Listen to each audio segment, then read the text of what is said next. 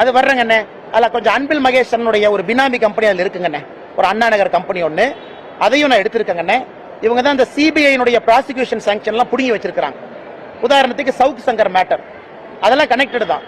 சவுக் சங்கர் மேட்டர்ல மத்திய அரசனுடைய பணம், நமஸ்தே அப்படிங்கிற ஒரு திட்டம் நம்மளுக்கு, நமஸ்தே திட்டம். யாரெல்லாம் பணியாளர்கள் இருக்கிறாங்க, தூய்மை பணியாளர், அவங்கள ஓனர் ஆக்கக்கூடிய திட்டம். நல்லா புரிஞ்சுக்கணும், தூய்மை பணியாளர்கள் ஓனர். ஐயா நீங்க எதுக்கு வேலை பாக்குறீங்க, நான் உங்களுக்கு லோன் கொடுக்குறேன், நீங்க வண்டி வாங்குங்க.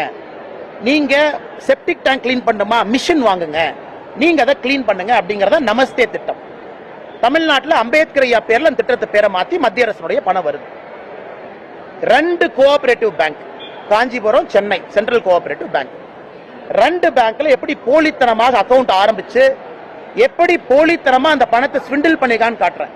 ஆனா இதுக்கும் என்னால சிபிஐ போக முடியலையே. மத்திய அரசு பணமா இருந்தாலும் காங்கிரசினுடைய தலைவர் செல்வ பெருந்தகை ஊழல் பண்ற ஆதாரம் கையில் அப்படியே இருக்கு, லட்டு மாதிரி இருக்கு. ஆனாலும் சிபிஐ உள்ள வர முடியல. காரணம், ப்ராசிக்யூஷன் சாங்ஷன் வித்ட்ரா பண்ணிருக்கிறாங்க.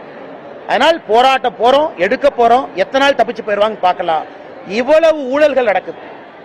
இந்த அதனாலதான் முதலமைச்சருக்கு 27% அதிகம், 2.7 இருந்திருக்கணும். அது ஏதோ டாட் சென்டர்ல மிஸ் ஆகி அது 27 வந்துருச்சு. வேற